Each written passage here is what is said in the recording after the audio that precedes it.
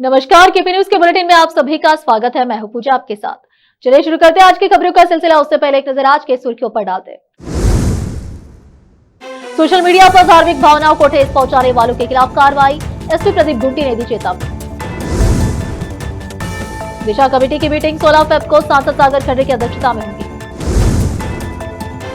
कर्नाटक लोकायुक्त के अधिकारियों ने राज्य सरकार के 4 अधिकारियों के यहां छापेमारी की। बेंगलुरु में 13 और 14 फरवरी को बांध सुरक्षा पर अंतर्राष्ट्रीय सम्मेलन आयोजित किया जाएगा। पीएम नरेंद्र मोदी ने तीर्थ भवन परिसर के नाम का अनावरण, अहम दस्तावेज पर हस्ताक्षर किए।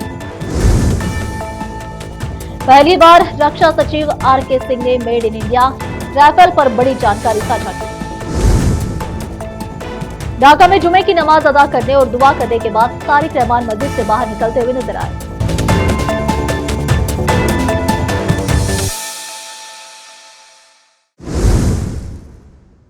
समाचारों का सिलसिला शुरू करते हुए देखते समाचार विस्तार से। बीदर के एसपी प्रदीप गुंटी ने चेतावनी दी है कि सोशल मीडिया पर जाति और धर्म के नाम पर जनभावनाओं को ठेस पहुंचाने वालों के खिलाफ कानूनी कार्रवाई की जाएगी। किसी भी जाति या धर्म की भावनाओं को ठेस पहुंचाने वाले या उनका अपमान करने वाले बयानों से बचना चाहिए। ऐसा बयान या वीडियो सोशल मीडिया पर साझा करना भी अपराध है। यदि ऐसी कोई सामग्री पाई जाती है तो जनता से अनुरोध है कि वे तुरंत पुलिस को इसकी सूचना दें। कुछ लोग जानबूझकर ऐसे बयान और वीडियो फैला रहे हैं जिनका मकसद धार्मिक कलह और विवाद को भड़काना है। उन्होंने कहा कि अगर ऐसी पोस्ट उनकी वेबसाइटों के माध्यम से भी साझा की जाती है तो उन्हें कानूनी समस्याओं का सामना करना पड़ेगा। उन्होंने चेतावनी दी कि बीदर जिले की सीमा के भीतर इस तरह की अवैध गतिविधियों में शामिल लोगों के खिलाफ मामला दर्ज किया जाएगा। सांप्रदायिक उपद्रव का मामला दर्ज किया जाएगा। अतरग गांव के एक व्यक्ति और एक अन्य व्यक्ति पर मराठी और हिंदी भाषा में एक वीडियो बनाने का आरोप है जिसमें उन्होंने भगवान राम और भगवान कृष्ण के बारे में अपमानजनक शब्द कहे, उन्हें अश्लील भाषा में अपशब्द कर और महात्मा गांधी के बारे में भी अपमानजनक टिप्पणी की। एसपी ने बताया कि संबंधित वीडियो फेसबुक पर साझा किया गया है और इस संबंध में मैकर पुलिस स्टेशन में मामला दर्ज कर लिया गया है और आगे की जांच जारी है। विशेष संवाददाता की रिपोर्ट। ऐसे और भी अपडेट जानने के लिए बने रहिए केपी न्यूज 24/7 के साथ। लाइक, शेयर और सब्सक्राइब करना ना भूलें। धन्यवाद। बीदर लोकसभा एमपी और district development coordination and monitoring committee के चेयरमैन सागर ईश्वर खंडे की अध्यक्षता में 16/2/2026 को सुबह 11 बजे जिला पंचायत हॉल में दिशा कमेटी की मीटिंग रखी गई है। जिला पंचायत के चीफ एग्जीक्यूटिव ऑफिसर और district development coordination and monitoring committee के मेंबर सेक्रेटरी ने एक बयान में कहा है कि संबंधित इम्प्लीमेंटिंग ऑफिसर अपने अपने डिपार्टमेंट की प्रोग्रेस रिपोर्ट के साथ मीटिंग में जरूर आए। विशेष संवाददाता की रिपोर्ट। देश विदेश और स्थानीय समाचारों के लिए चैनल को लाइक, शेयर और सब्सक्राइब करना ना भूलें। रोकते समाचारों का सिलसिला एक ब्रेक के लिए। जल्द लौटते हैं ब्रेक के बाद।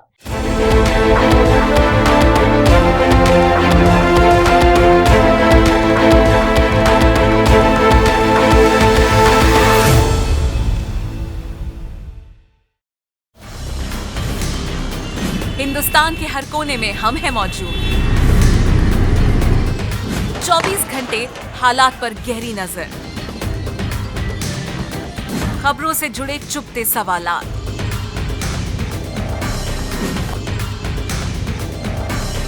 और आपको दिखाता है धार्मिक, सामाजिक, राजनीतिक, लोकल और इंटरनेशनल न्यूज की सबसे बेहतर कवरेज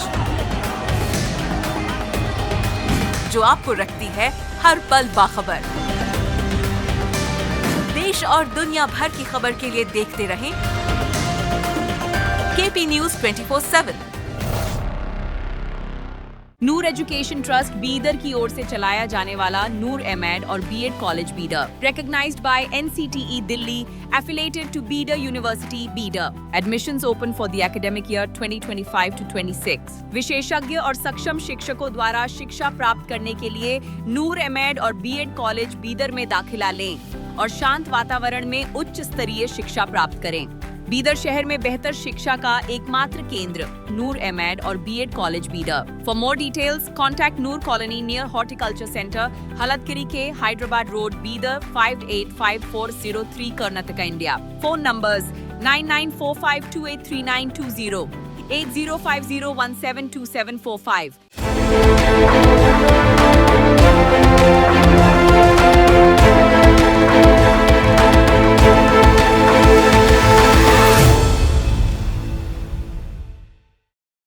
ब्रेक के बाद आप सभी का स्वागत है। आइए देखते हैं देश के अन्य समाचार। लोकायुक्त पुलिस ने गुरुवार को राज्य सरकार के 4 अधिकारियों द्वारा कथित तौर पर अर्जित कई करोड़ रुपए की अनुपातहीन संपत्ति का पता लगाया। भ्रष्टाचार निवारण अधिनियम के तहत कथित तौर पर अनुपातहीन संपत्ति डीए रखने के आरोप में 29 लोगों के खिलाफ मामला दर्ज किए जाने के बाद उनके घरों की तलाशी ली गई। बेंगलुरु शहर में कर्नाटक राज्य राजमार्ग सुधार परियोजना PWD के कार्यकारी अभियंता पुरुषोत्तम दास हेगड़े के पास से 11.29 करोड़ रुपए की डीए बरामद हुई। उनके पास कई संपत्तियां, 2 शैक्षणिक संस्थान, 11 एकड़ कृषि भूमि, 44.23 लाख रुपए नकद, 60.79 लाख रुपए मूल्य का सोना चांदी का आभूषण और 27 लाख रुपए की सावधि जमा राशि थी। बेंगलुरु ग्रामीण में स्थित कर्नाटक आवासीय शैक्षणिक संस्थान सोसाइटी के अधीक्षक अभियंता HM जनार्दन के पास कथित तौर पर 4.42 करोड़ रुपए की डीए थी, जिसमें 1 भूखंड, 3 मकान, 34 एकड़ कृषि भूमि, 7 लाख रुपए मूल्य का सोना चांदी का आभूषण और 1.70 करोड़ रुपए नकद शामिल थे। दावनखेड़े में बेस्कॉम के सहायक कार्यकारी अभियंता अर्जुन RH सिविल के पास कथित तौर पर 2.18 करोड़ रुपए की डीए थी। धारवाड़ में भूमि रिकॉर्ड के सहायक निर्देशक के कार्यालय में सर्वेक्षण पर्यवेक्षक सोमलिंगप्पा फकीरप्पा सिद्धनगौडर के पास कथित तौर पर 1.82 करोड़ रुपए का डीए था। भारतीय विज्ञान संस्थान IISc में 13 और 14 फरवरी को बांध सुरक्षा पर एक अंतर्राष्ट्रीय सम्मेलन आयोजित किया जाएगा। इसमें 10 देशों के 25 अंतर्राष्ट्रीय विशेषज्ञों सहित लगभग 400 विशेषज्ञ भाग लेंगे। मुख्यमंत्री सिद्धरामैया शुक्रवार को सम्मेलन का उद्घाटन करेंगे। सिंचाई विभाग का प्रभारी भी संभाल रहे उप मुख्यमंत्री DK शिवकुमार ने कहा, बांध सुरक्षा पर अंतर्राष्ट्रीय सम्मेलन बेंगलुरु में उसी समय आयोजित हो रहा है जब कर्नाटक सरकार 1000 दिन पूरे कर रही है। शिवकुमार ने यह भी बताया कि बांध सुरक्षा पर 46 शोध पत्र प्रस्तुत किए जाएंगे। केंद्रीय मंत्री V सोमन्ना, राजभूषण चौधरी और कर्नाटक के मंत्री NS बोसराजू सम्मेलन में शामिल होंगे। उन्होंने कहा कि कर्नाटक में हम 58 बांधों की सुरक्षा के लिए 1500 करोड़ रुपए खर्च कर रहे हैं। हमने तुंगभद्रा बांध के शिखर द्वारों को बदलना शुरू कर दिया। हम सुरक्षा ऑडिट कर रहे हैं और उसी के आधार पर मरम्मत कार्य कर रहे हैं। लगभग 75% बांध 25 वर्ष से अधिक पुराने हैं। हमें किसी न किसी समस्या का सामना करना पड़ रहा है। हम बांधों की सुरक्षा से समझौता नहीं करना चाहते। कर्नाटक के ग्रामीण इलाकों में कृत्रिम बुद्धिमत्ता AI की साक्षरता लाने के लिए राज्य सरकार के साथ काम कर रही है। बेंगलुरु स्थित उद्यम जन AI ने गुरुवार को जन AI शिखर सम्मेलन का आयोजन किया। जन AI के संस्थापक मदन पादके ने कहा कि उनका उद्देश्य कृषि और स्वास्थ्य सेवा जैसे क्षेत्रों में जमीनी स्तर पर बदलाव लाने के लिए AI का उपयोग करना है, साथ ही सतत विकास लक्ष्यों के अनुरूप काम करना है। उन्होंने कहा कि जन AI कर्नाटक के सरकारी कॉलेजों के पाठ्यक्रम में AI को शामिल करने के लिए राज्य के उच्च शिक्षा विभाग के साथ रणनीति बना रही है। पादकाई ने कहा कि हम Karnataka digital economy mission KDEM के साथ बातचीत कर रहे हैं, जिसका उद्देश्य इसमें पंजीकृत स्टार्टअप्स के साथ सहयोग करना है ताकि हमारे विचारों को जमीनी स्तर पर लागू करने में मदद मिल सके। KDEM के CEO संजीव गुप्ता ने कहा कि AI इकोसिस्टम में निवेश किया गया प्रत्येक डॉलर GDP पर लगभग 10 गुना प्रभाव डालने की क्षमता रखता है और निवेश कौशल और कार्यान्वयन के तालमेल के साथ AI समावेशी विकास के लिए एक मंच बन सकता है। रोकते समाचारों का सिलसिला एक और ब्रेक के लिए, जल्द लौटते हैं ब्रेक के बाद। नूर एजुकेशन ट्रस्ट बीदर की ओर से चलाया जाने वाला नूर एमएड और BEd college Bidar, recognized by NCTE Delhi, affiliated to Bidar University Bidar. Admissions open for the academic year 2025 to 26. विशेषज्ञ और सक्षम शिक्षकों द्वारा शिक्षा प्राप्त करने के लिए नूर एमएड और बीएड कॉलेज बीदर में दाखिला लें और शांत वातावरण में उच्च स्तरीय शिक्षा प्राप्त करें। बीदर शहर में बेहतर शिक्षा का एकमात्र केंद्र नूर एमएड और BEd college Bidar. For more details contact Noor colony near horticulture centre, Halatgiri के Hyderabad road, Bidar 585403 Karnataka, India. Phone numbers 9945283920, 8050172745। Break के बाद आप सभी का स्वागत है। आइए देखते हैं देश के अन्य समाचार। प्रधानमंत्री नरेंद्र मोदी ने तीर्थ भवन परिसर के नाम का अनावरण करते हुए महत्वपूर्ण दस्तावेज पर हस्ताक्षर किए।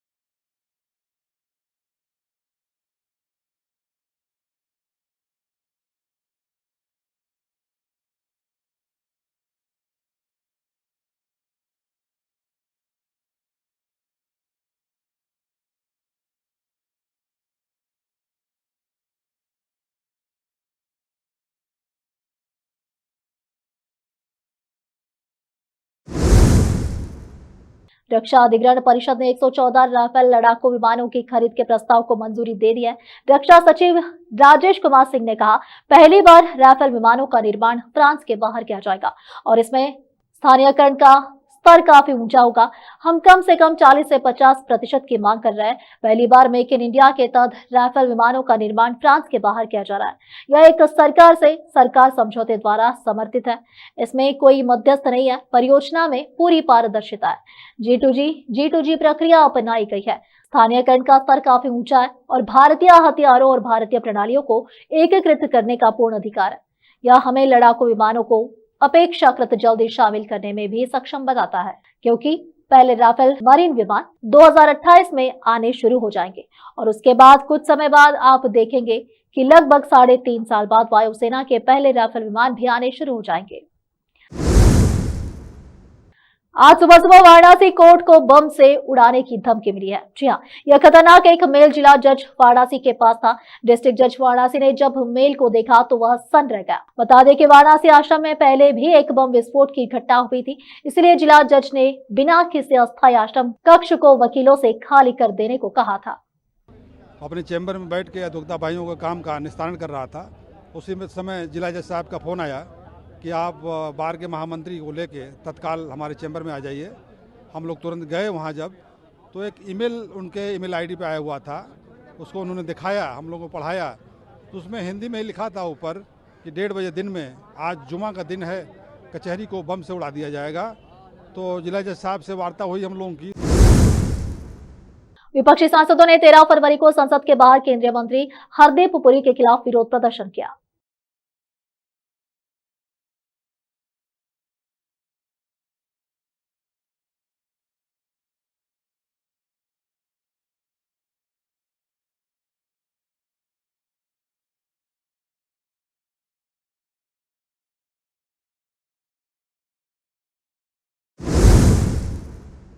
तमिलनाडु भर की महिलाएं खुशी मना रही है, क्योंकि राज्य सरकार कलाइग्नार मगलिर उर्माई थोगोई योजना के तहत 5,000 रुपए प्रदान कर रही है। इस पहल का उद्देश्य महिलाओं को आर्थिक रूप से सशक्त बनाना और उनके कल्याण में सहयोग करना है।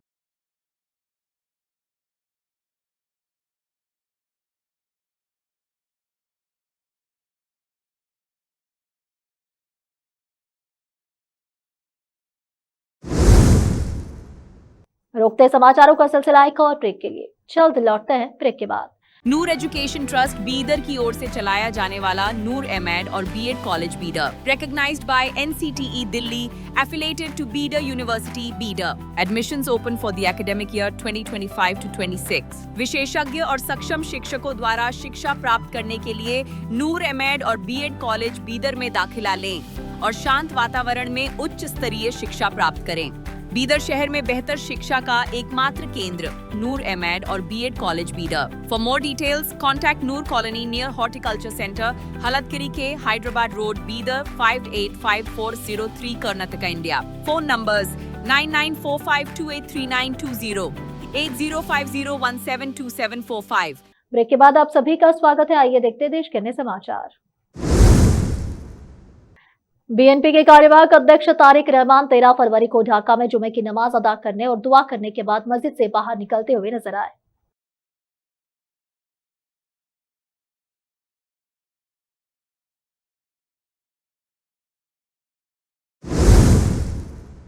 धुरंधर की अभिनेत्री आयशा खान ने 13 फरवरी को तू या मैं की स्क्रीनिंग में अपने कैजुअल और स्टाइलिश लुक से सबका ध्यान खींचा। बेजॉय नाम्बियार द्वारा निर्देशित तू या मैं का निर्माण आनंद एल रॉय और हिमांशु शर्मा ने कलर येलो बैनर के तहत विनोद भानुशाली और कमलेश भानुशाली स्टूडियोज लिमिटेड के सहयोग से किया है। फिल्म में आदर्श और शनाया कपूर मुख्य भूमिकाओं में। यह फिल्म 13 फरवरी को रिलीज होगी।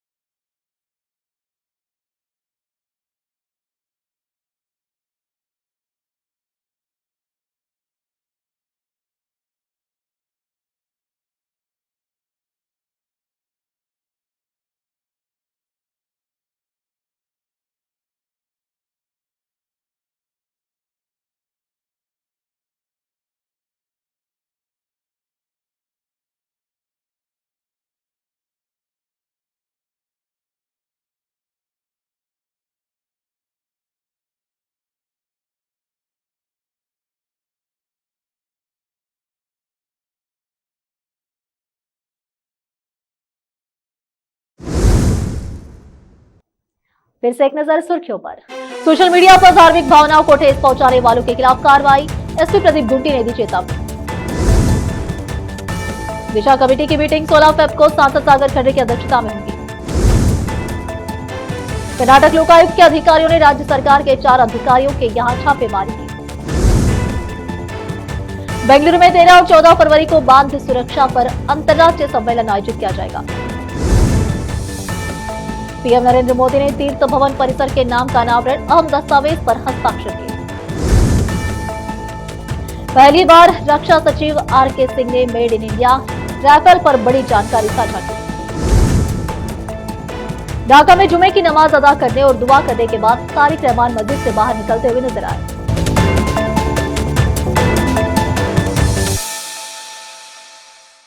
केपी न्यूज के बुलेटिन में इस वक्त के लिए इतना ही।